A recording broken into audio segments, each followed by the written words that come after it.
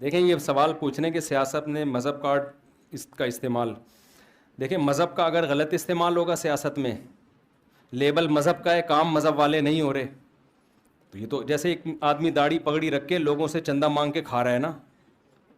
یتیم سینٹر کھولا ہوا ہے، میں یہاں یتیم سینٹر کھول کے بیٹھ جاؤں اور صبح و شام یتیموں کے فضائل بیان کر کے اور پیسہ کیا کر رہا ہوں، کھا رہا ہوں. تو اس کا مطلب میں قرآن کی آیتیں جو یتیموں کے بارے میں ہیں ان کو بیچ رہا ہوں نا پھر تو میں.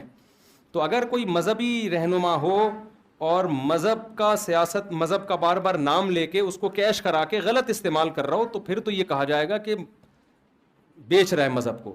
لیکن اگر کوئی مذہبی رہنما واقعی مذہب کے لیے کام کر رہا ہے، واقعی اسلام کے لیے کام کر رہا ہے، تو پھر آپ یہ الزام نہیں دے سکتے. کسی کا یتیم خانہ ہے اور یتیموں کے فضائل بیان کر کے چندہ کر کے یتیموں ہی پہ خرچ کر رہا ہے، اس کو تھوڑی کہیں گے کہ قرآن کی آیتیں بیچ رہا ہے.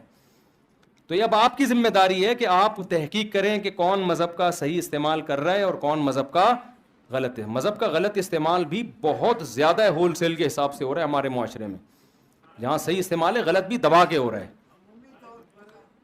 جی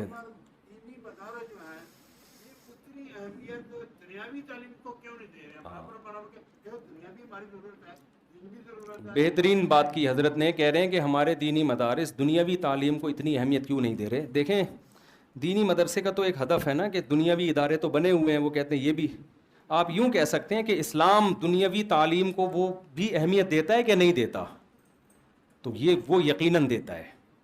اسلام جیسے دینی تعلیم کو اہمیت دیتا ہے، دنیاوی تعلیم کو بھی تھوڑی اہمیت نہیں بہت زیادہ اہمیت دیتا ہے.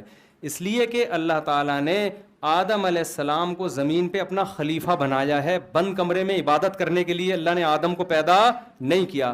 حدیث میں لا رہبانیت فی الاسلام، اسلام میں رہبانیت نہیں ہے. پادریوں کے پاس دنیا کی نالج نہیں ہوتی، وہ چرچ میں بیٹھے اللہ اللہ کر رہے ہیں. اسلام نے ہمیں اس سے یہ پابندی لگائی ہے. جب رہبانیت نہیں ہے، معاشرے میں چلنا ہے، سوسائٹی میں چلنا ہے، تو سوسائٹی کی نالج ہوگی تو چلے گا نا معاشرے میں. داؤد علیہ الصلاۃ والسلام کو اللہ نے زمین میں خلافت دی. قرآن داؤد علیہ السلام کے بارے میں تعریفیں کرتا ہے، بہت تعریفیں کی قرآن نے. لیکن داؤد علیہ السلام کے ہاتھ میں لوہے کو اللہ نے پگھلایا، وہ زرہیں بنایا کرتے تھے، جنگی سامان بنایا کرتے تھے. اللہ کے پیغمبر ساری زندگی داؤد علیہ السلام نے روزہ رکھا ہے، لیکن کام کیا کر رہے ہیں؟ اسلحہ بنا رہے ہیں. وہی اسلحے کی فیکٹری جو کام کرتی ہے وہ کون کر رہا ہے؟ داؤد علیہ السلام. اللہ یہ بھی تو کر سکتے تھے، آپ کو میزائل بنانے کی، اسلحہ بنانے کی کیا ضرورت ہے؟ آپ اللہ اللہ کریں میں سب کچھ خود ہی کر دوں گا. نا نا نا، اے داؤد تو رات کو عبادت کرتا ہے، دن میں تو روزہ رکھتا ہے، لیکن تجھے دنیا میں اپنی حکومت قائم کرنے کے لیے، قوموں پہ برتری کے لیے ان سے زیادہ اسلحہ بنانا پڑے. زرہیں بنائی ہیں داؤد علیہ السلام نے. یہ تو اسلحے کا، یہ بھی تو ٹیکنالوجی ہے نا. آج ہم سارا اسلحہ امریکہ سے لیتے ہیں. اب تو پاکستان اللہ کا شکر ہے بہت حد تک خود مختار بھی ہو گیا ہے.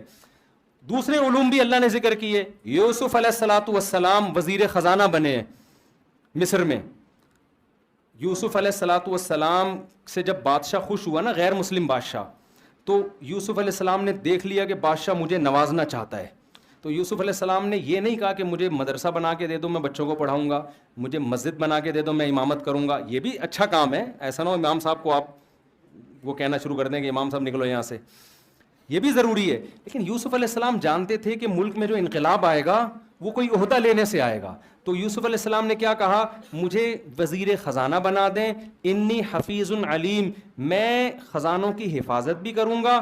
علیم، میں اکاؤنٹنگ کا علم بھی جانتا ہوں، مجھے پتہ ہے کتنا بجٹ کس طرح سے نکالا جائے گا، کتنا اسٹور کرنا ہے، کتنا مصر کے خزانوں کو ہم نے بیچنا ہے جو اگلے 7 سال جب قحط آئیں گے اس کے لیے ہمیں کام آئے. یہ ساری نالج اللہ نے مجھے دی ہے. تو یہ دینی نالج تھی یا دنیاوی نالج تھی؟ تو دنیا کی نالج تھی نا. اسی بیس پر یوسف علیہ السلام کو حکومت ملی ہے، اور یہ دنیا کی نالج اللہ نے یوسف علیہ السلام کو دی تھی. اگر یہ نالج نہ ہوتی تو آپ مصر کی باغ ڈور نہ سنبھال سکتے تھے. تو قرآن میں بہت ساری آیتیں ہیں، اور مسلمان تو یہ بات کر ہی نہیں سکتے نا، کیونکہ گورے یہ بات کا اعتراف کرتے. میں نے ایک یونیورسٹی میں میرا لیکچر تھا، میں نے انگریزوں کی کتاب کے حوالے سے میں نے یہ بات ان کے سامنے رکھی تھی. اب ہر جگہ تو میں کتاب لے کے نہیں گھومتا، نہ میں ڈاکٹر ذاکر نائک ہوں کہ رٹا لگا کے سارے یاد کر لوں حوالے. تو گوروں نے یہ بات لکھی ہے کہ جب اسلام دنیا میں آیا، اگر اسلام نہ ہوتا تو آج ہم جس سائنسی ترقی پر ہیں آج سے 500 سال بعد یہاں پہنچتے. اسلام کی وجہ سے 500 سال ہمارا راستہ کم ہو گیا ہے، کیونکہ اسلام جب دنیا میں آیا تو پھر لوگوں نے دین اور دنیا کا علم حاصل کرنا شروع کیا ہے. اور مسلم سائنٹسٹ پیدا ہوئے ہیں. 400 سال تک ہمارے سائنسدانوں کی کتابیں یورپ کی یونیورسٹیوں میں پڑھائی جاتی رہی ہیں. 400 اب تک بہت ساری اصطلاحات باقی رہ گئی ہیں. یہ جو ایڈمرل کا لفظ ہے امیر البحر, یہ حضرت معاویہ نے جو دستہ بنایا تھا نا جنگی, اس کے امیر کا نام تھا امیر البحر. یہ لفظ انگلش میں ٹرانسفر ہو کے گیا ہے اور کیا بن گیا؟ ایڈمرل بن گیا. یہ عربی سے آیا ہے. سب سے پہلا بحری بیڑا حضرت معاویہ نے بنایا ہے, کیونکہ نبی خوشخبری سنا چکے تھے کہ میری وہ امت جنت میں جائے گی جو, پوری حدیث کے الفاظ مجھے یاد نہیں ہے, جو ایک بحری لڑائی لڑے گی. صحابہ نے دعا مانگی, یا رسول اللہ ہمیں آپ دعا کریں کہ ہم بھی اس میں شامل ہو جائیں. تو وہ بحری بیڑا سب سے پہلے کس نے تیار کیا؟ آپ کیا سمجھتے ہو بحری بیڑا مسجد میں بیٹھ کے دعا مانگ کے تیار ہو گیا ہوگا؟ سمندر پہ تبے کر رہا ہوں معذرت کے ساتھ, سمندر پہ فوج اتارنا آسان نہیں ہے. وہ پھٹے نہیں تھے کہ لا کے جوڑ دیے ایلفی سے, گوند سے جوڑ دی اور فوج کو اس پہ بٹھا دیا. پورا فوجی لشکر سمندر پہ اتارا, کتنی ٹیکنالوجی استعمال ہوئی ہوگی. اور پھر کسی ملک پہ حملہ جو کرنا ہے, اور حملہ کرنے کے لیے کیا سمندر میں آپ ایسے سفر کرتے ہیں جیسے بائی روڈ سفر کرتے ہیں؟ ابے بھائی بائی روڈ آپ نے سفر کرنا ہے کیسے؟ ڈیفینس سے آپ جاؤ ادھر انڈا موڑ, لوگ آپ کو بتائیں گے ادھر مڑے گا بھائی, یہاں سے الٹا وہ گولے گنڈے والا ہوگا, ادھر الٹے ہاتھ پہ ٹن مارنا, ادھر ایک بلڈنگ آئے گی اس کے سیدھے ہاتھ پہ جانا, وہاں تمہاری پھپھو کا گھر ہے نا, اس سے آگے تمہارے ماموں کا گھر ہے, اس سے لیفٹ پہ ٹن ہو گئے تم انڈا موڑ پہنچ جاؤ گے. ایسے سمجھاتے ہیں نا. کیا سمندر میں ایسے سفر ہوتا ہے بھائی؟ حضرت معاویہ نے ارادہ کیا, فرض کریں بھی قبرص پہ حملہ کرنے کا, فرض کریں سمندر سے جانا ہے, تو کیا سمندر میں جانے کے بعد یہ آئے گا کہ یہ والا پہاڑ آئے گا, اس سے تھوڑا لیفٹ ٹرن مارنا, پھر ایک ویل مچھلی آئے گی اس سے؟ سمندر میں ستاروں کے علم سے سفر ہوتا ہے, اور بہت پیچیدہ علم ہے. آپ دیکھو اس زمانے میں پوری دنیا میں مسلمان پھیلے, 1300 سال پہلے پوری دنیا میں اسلام. امام شافعی رحمہ اللہ تعالی وہ لکھتے ہیں, جو 1300 سال پرانے عالم ہیں, وہ لکھتے ہیں کہ لا اعرف احد یدعا, ان کے یہ الفاظ ہیں کہ پوری دنیا میں اسلام پھیل چکا ہے, میرے علم میں کوئی ایسا نہیں ہے جس کو دعوت دی جائے اسلام کی. تو پوری دنیا میں مسلمان جہاں بھی گئے ہیں نا, انہوں نے مسجدیں بیت اللہ کی طرف بنائی ہیں. وہ ساری مسجدیں آج کس رخ پر ہیں؟ یہ کیسے بن گئی بیت اللہ کے رخ پر؟ بولو نا. علم تھا بھائی ٹریگنومیٹری کا, ان کے پاس کرو ٹریگنومیٹری کا علم تھا, سائنٹسٹ تھے, ان کو پتا تھا کہ بھائی بیت اللہ, آپ تو یہ سمجھ رہے ہو کہ مدینہ سے جب وہ چلے تو لکیر کھینچتے ہوئے جا رہے تھے نا سیدھی سیدھی, یہ ممکن ہے کہ بھائی ادھر قبلہ بنانا؟ اس زمانے کی خود نبی کی مسجد دیکھ لو, مسجد نبی اس دن سے جس رخ پر ہے وہ قبلے کا رخ ہے. یہ تو معجزاتی طور پر ہو گیا, لیکن ہر جگہ معجزے تھوڑی ہوئے. تو پوری دنیا میں ہم جب گئے نا بخارا وغیرہ ان علاقوں میں, تو اس دور کی جو مسجدیں ہیں ان کا ساؤنڈ سسٹم دیکھ کے حیران ہو گیا. پہلے بھی لاکھوں لوگ درس حدیث میں بیٹھتے تھے, مائک ایجاد نہیں ہوا تھا, تو کیا چیختے تھے جبڑے پھاڑ پھاڑ کے. ایسے ساؤنڈ سسٹم مسلمان انجینئروں نے بنائے ہوئے تھے, ادھر بات کرو آپ, وہ بات پھیلتے پھیلتے کہاں جائے گی, آخر بندے تک پہنچے گی. تو اگر یہ مسلمانوں کے پاس نالج نہ ہوتی, علم نہ ہوتی, تو مسلمان دنیا پہ 1200 سال حکومت نہ کرتا. گریٹ امپائر, آج دنیا کو لوگ امریکہ کو سپر پاور کہتے ہیں, رشیا کو کہتے ہیں, ان دو سے پہلے سپر پاور کون تھا؟ مسلمان تھے. آج بھی انگریز گریٹ عثیمین کہتے ہیں نا.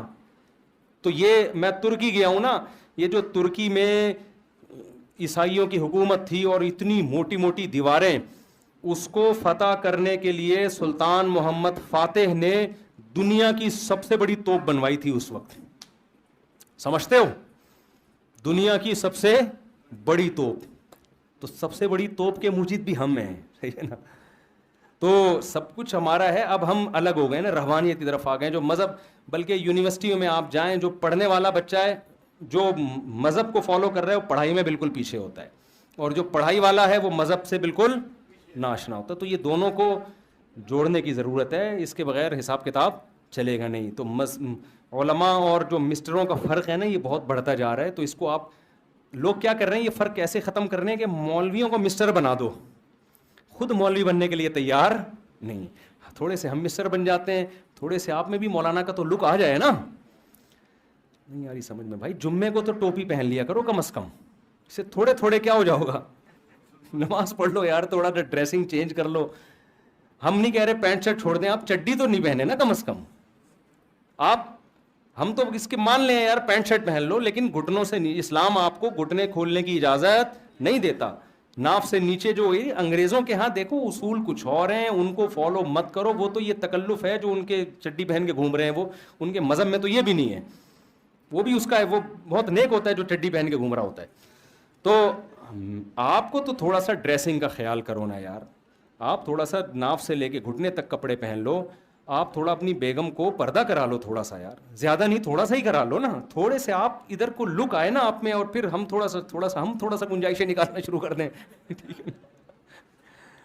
لیکن لوگ کیا کہتے ہیں, یہ مولانا بالکل موسیقی کو حلال کہہ دیں, بے پردگی کو حلال کہہ دیں, اور یہ ساری ڈراموں فلموں کو حلال کہہ دیں کلچر کے نام پہ. ایسا نہیں ہوگا بھائی, یہ تو مذہب کا بیڑا غرق ہو جائے گا.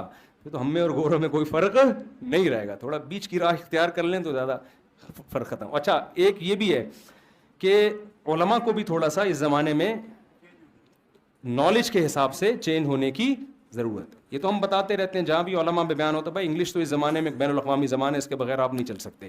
نالج, سورس آف نالج جتنی ہے وہ انگلش میں ہے.